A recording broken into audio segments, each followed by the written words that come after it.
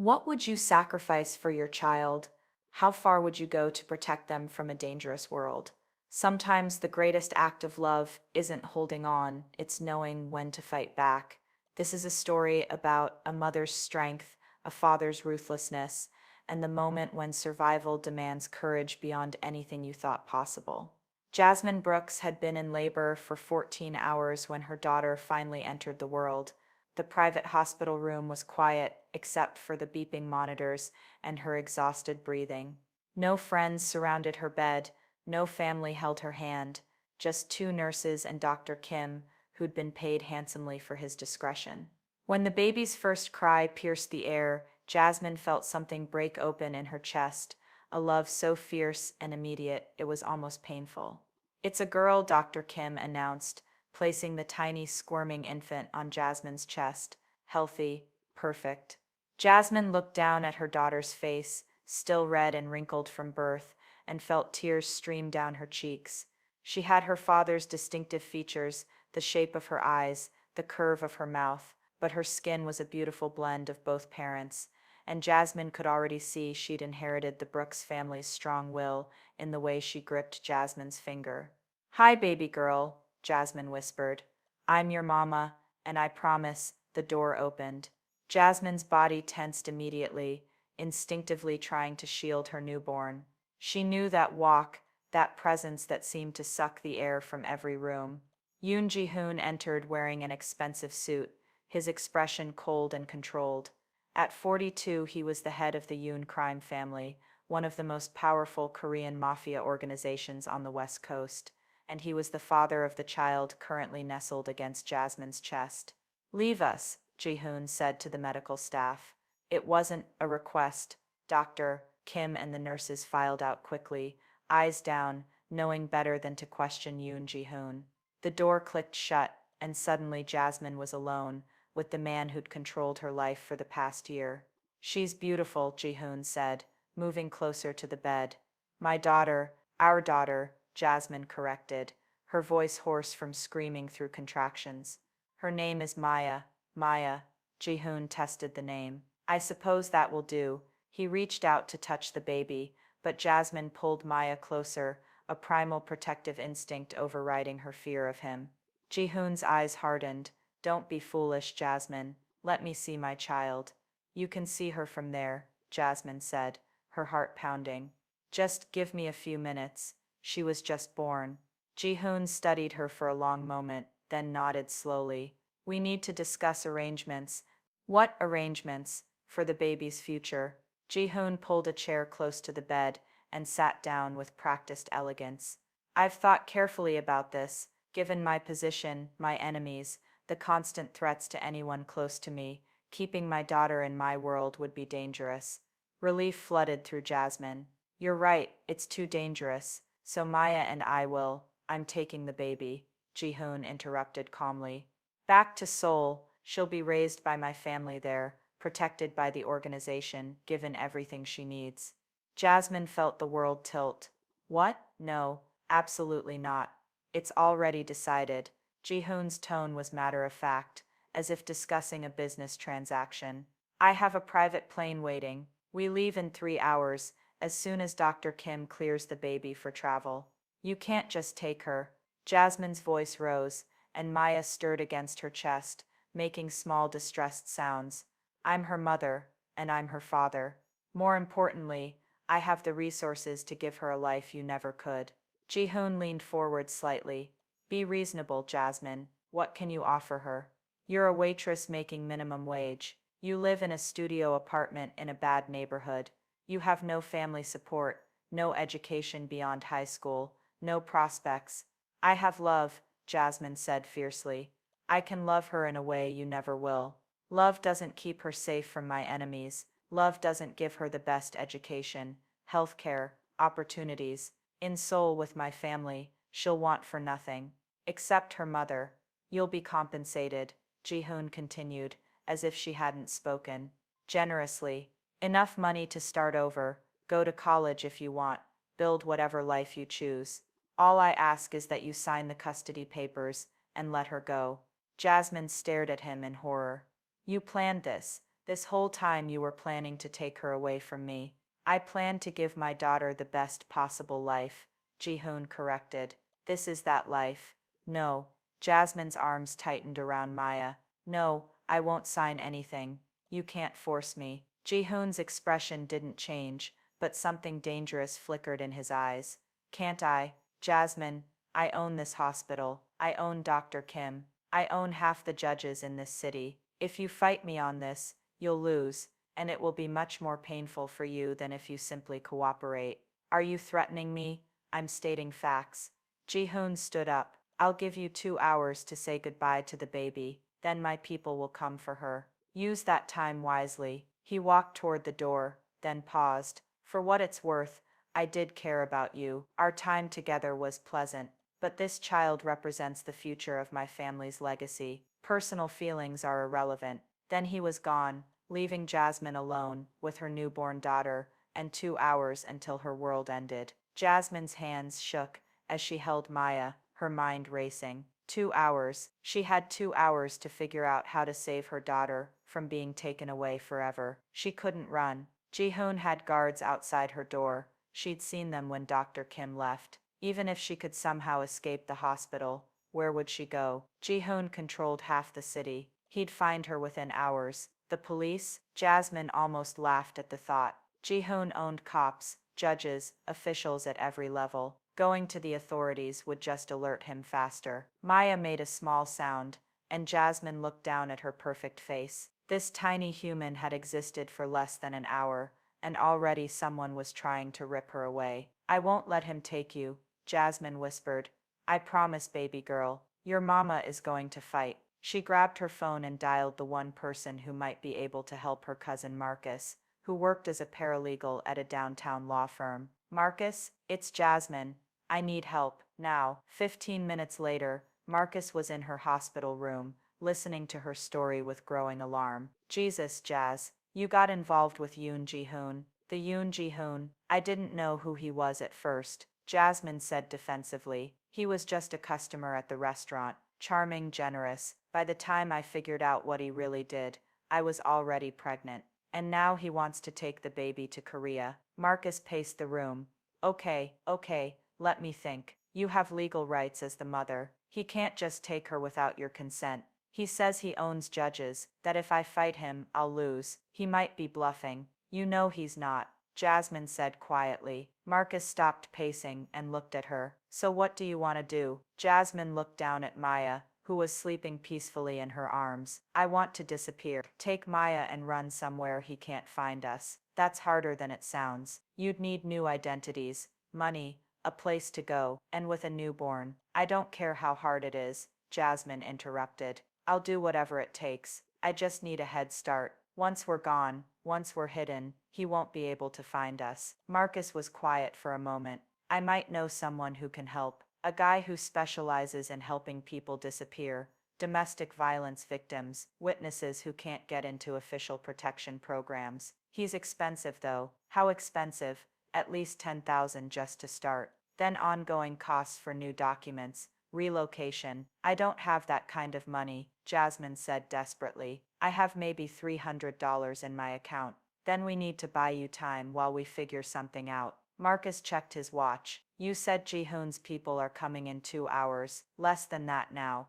Okay, I'm going to call my boss, see if he can rush through some kind of emergency custody filing. It won't stop Ji-hoon permanently, but it might slow him down. Meanwhile, you need to think about where you can go, even temporarily. After Marcus left, Jasmine sat alone with Maya, trying to formulate a plan with her exhausted, post-labor brain. She had no money, no place to hide, and powerful enemies. But she had something Ji-hoon didn't. The desperate love of a mother who would burn the world down before letting anyone harm her child. An hour and 40 minutes after Ji-hoon's ultimatum, the door opened again. But it wasn't his guards. It was Dr. Kim, and he looked nervous. Miss Brooks, I need to speak with you. Privately, Jasmine tensed. If you're here to take my baby, I'm here to help you. Dr. Kim interrupted quietly. If you'll listen. Dr. Kim closed the door and approached the bed carefully, as if afraid Jasmine might scream for help.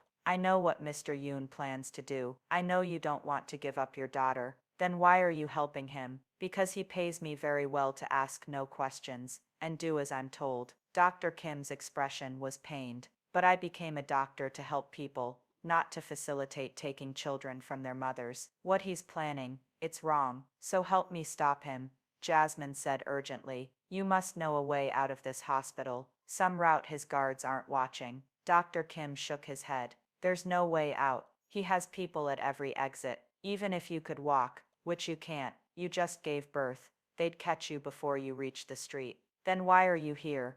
Because I want to offer you information.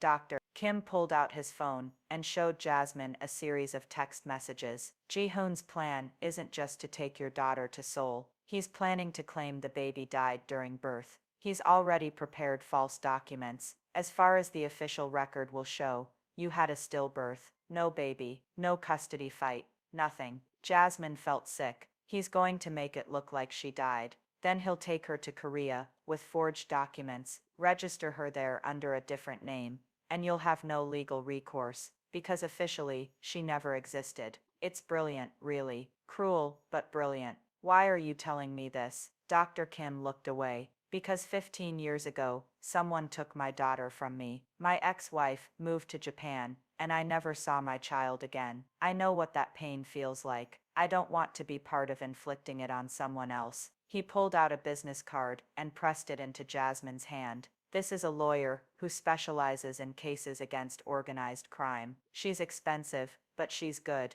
and she's not afraid of people like Ji-hoon. Call her. Tell her everything. She might be able to help. I don't have money for an expensive lawyer. She does pro bono work sometimes, especially for mothers fighting to keep their children. It's worth a try. Before Jasmine could respond, Dr. Kim straightened up, his expression shifting back to professional neutrality. I need to examine the baby now. Standard post-birth checkup. He performed a quick but thorough examination of Maya, then made notes in his chart. As he was leaving, he paused at the door. You have 30 minutes before Ji-hoon's people arrive. Whatever you're going to do it fast. The moment he left, Jasmine grabbed her phone and dialed the number on the card. A woman answered on the third ring. Chen and Associates. This is attorney Linda Chen. My name is Jasmine Brooks, and I need help. Dr. Kim gave me your number. Someone is trying to take my baby, and her voice broke. Slow down. Linda's voice was calm, professional. Tell me what's happening. Jasmine explained everything in a rush. Ji-hoon, the baby, the plan to fake Maya's death, the guards outside her room. How long until they take the baby? Less than 30 minutes. Okay, I need you to do exactly what I say. Record everything. If Ji-hoon or his people say anything, record it. I'm going to file an emergency petition right now, and I'm calling in a favor with a judge who isn't on Ji-hoon's payroll. But you need to buy me time. How? Refuse to hand over the baby. Make a scene. Scream if you have to. Hospital staff will respond to a disturbance, and Ji-hoon won't want that kind of attention. It might give me the hour I need to get a court order. What if they take her anyway? Then we fight in court. But Jasmine, I need you to understand something. Yoon Ji-hoon is powerful and ruthless. This won't be easy, and there's no guarantee we'll win. I don't care, Jasmine said fiercely. I'll fight him with everything I have. Good. Because that's exactly what it's going to take. 20 minutes later, Ji-hoon returned with two of his men, large, stone-faced enforcers, who made the hospital room feel impossibly small. It's time, Ji-hoon said calmly. Give me the baby. No. Jasmine held Maya tighter, her heart pounding so hard she thought it might burst from her chest. Ji-hoon's expression didn't change. Don't make this difficult. You're not taking her.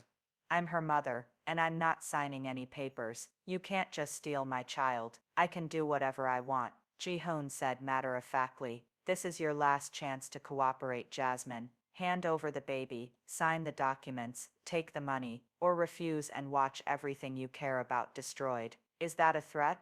It's a promise. Ji-hoon nodded to his men. Take the child. As the enforcers moved toward the bed, Jasmine did exactly what Linda Chen had told her to do. She screamed, "Help! They're trying to kidnap my baby. Someone help me." The enforcers hesitated, surprised by the volume and desperation in her voice. Hospital staff came running. nurses, security guards, even other patients peering through the doorway. What's happening here? A nurse demanded. This man is trying to take my baby, Jasmine shouted. I don't want to give her up, and he's threatening me. Ji-hoon's controlled expression finally cracked, showing irritation. This is a private family matter. Everyone leave. Sir, I'm going to have to ask you to step back from the patient, hospital security said, though they looked nervous, confronting Ji-hoon's obvious authority. Do you know who I am? Ji-hoon asked quietly. The security guard paled. Yes, sir, but hospital policy. Your hospital policy is whatever I say it is. Ji-hoon interrupted. I own this building. Now everyone get out, before I have you fired. But Jasmine's screaming had created chaos. More staff had arrived, some taking videos on their phones. Ji-hoon might own the hospital, but he couldn't control every individual employee, and the situation was spiraling into exactly the kind of public scene he'd wanted to avoid. A new voice cut through the chaos. Mr. Yoon, I'm attorney Linda Chen. I'm here representing Miss Brooks. Linda Chen was a small woman in her 50s, but she walked into that hospital room like she owned it. She held up official-looking documents. I have an emergency protective order from Judge Morrison. It temporarily grants full custody to Miss Brooks and forbids anyone from removing the child from her care pending a custody hearing. Ji-hoon's eyes narrowed dangerously. Judge Morrison, I'll have her disbarred. Good luck with that. She's retiring next month and doesn't care about your influence. Linda handed copies of the order to the security guards. Anyone who attempts to take this baby in violation of this court order will be arrested. That includes you, Mr. Yoon. For the first time, Jasmine saw uncertainty flicker across Ji-hoon's face. He looked at Linda, at the growing crowd of hospital staff, at the phones recording everything, calculating his options. This isn't over, he finally said, his voice cold. You're just delaying the inevitable. Then we'll see you in court, Linda replied calmly. Ji-hoon looked at Jasmine one last time, and she saw something in his eyes that terrified her. Not anger, but patience. The look of a predator who knew that prey eventually tired, eventually made mistakes. Then he left, his enforcers following, leaving Jasmine shaking and crying with relief. You did good, Linda said, approaching the bed. Recording everything was smart.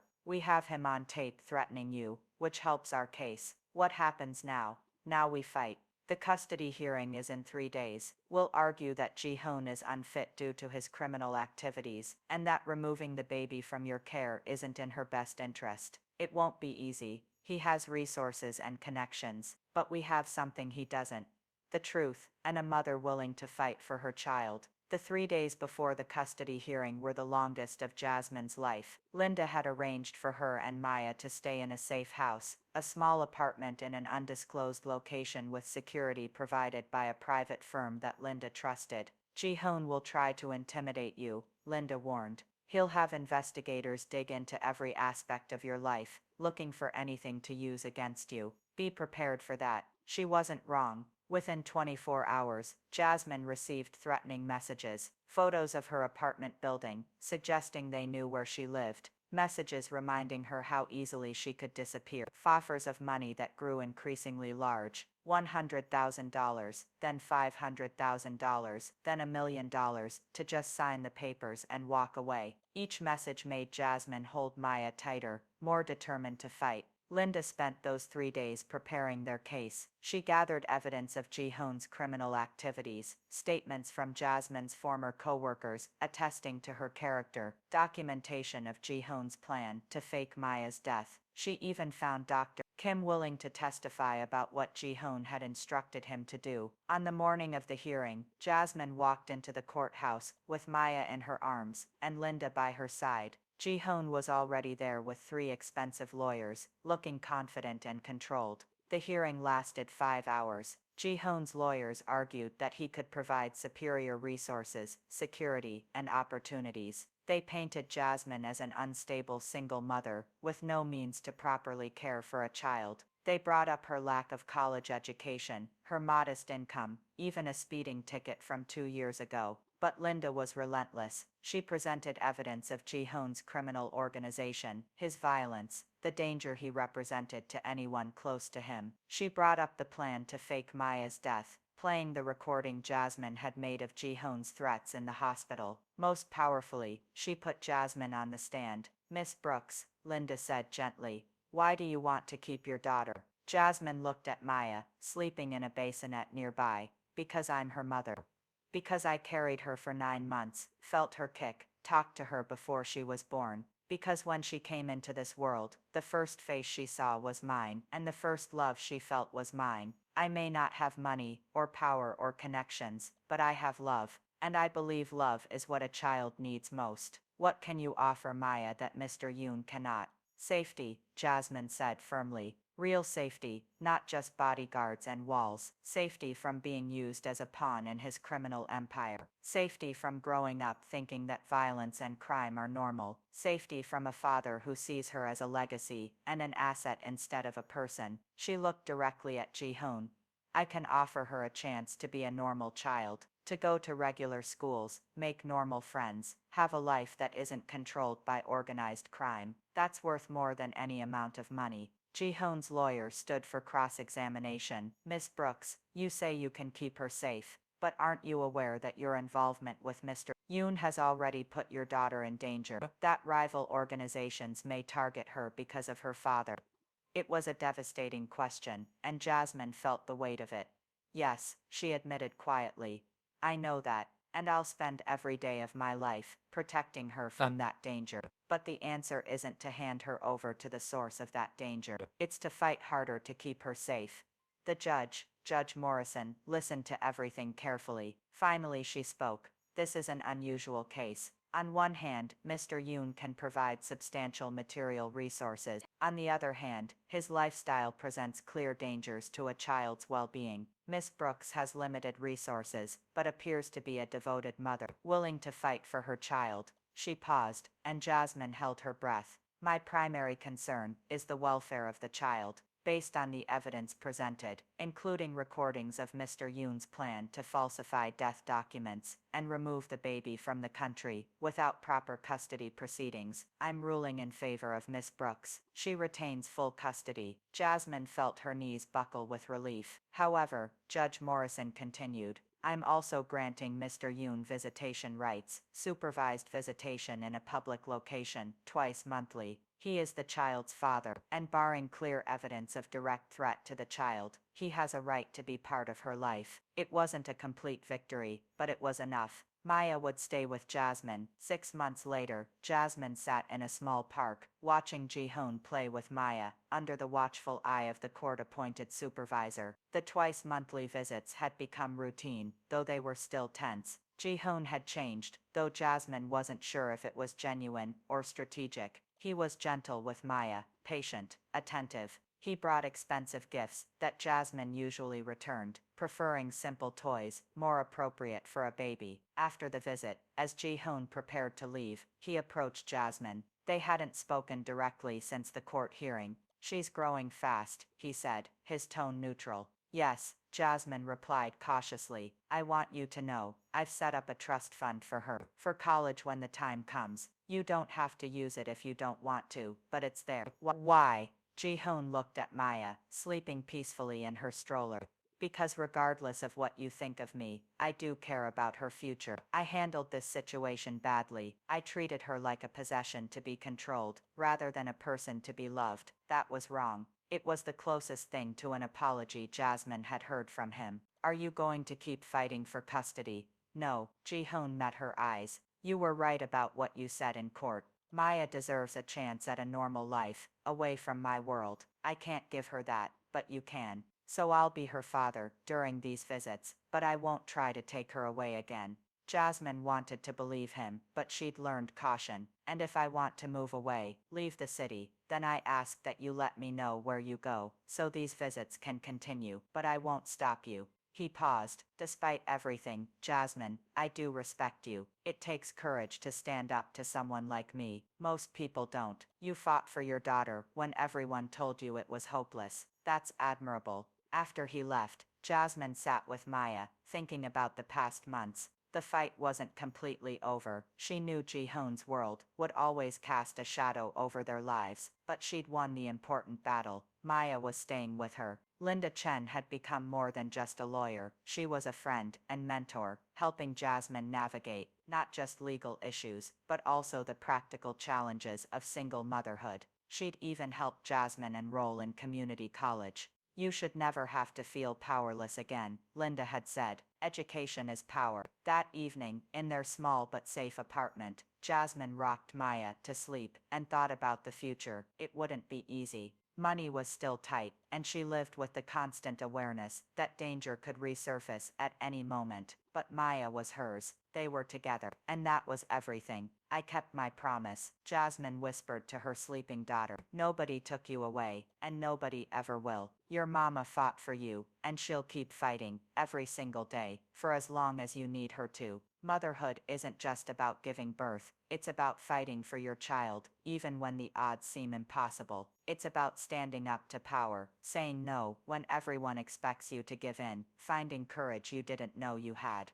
Jasmine's story reminds us that love isn't passive. Real love fights. Real love refuses to surrender, even when surrender seems like the only option. How many mothers face impossible situations every day, fighting systems designed to defeat them? How many times do we underestimate people because of their circumstances, their resources, their apparent powerlessness? Jasmine was just a waitress with no money, no connections, no education beyond high school. On paper, she had no chance against someone like Ji-hoon, but she had something more powerful than money or influence. The fierce love of a mother who wouldn't accept defeat. So the next time you face an impossible situation, remember Jasmine. Remember that strength isn't about what you have, it's about what you refuse to give up. It's about fighting, even when everyone says you'll lose. It's about believing that some things are worth risking everything for. Your children, your integrity, your right to make your own choices.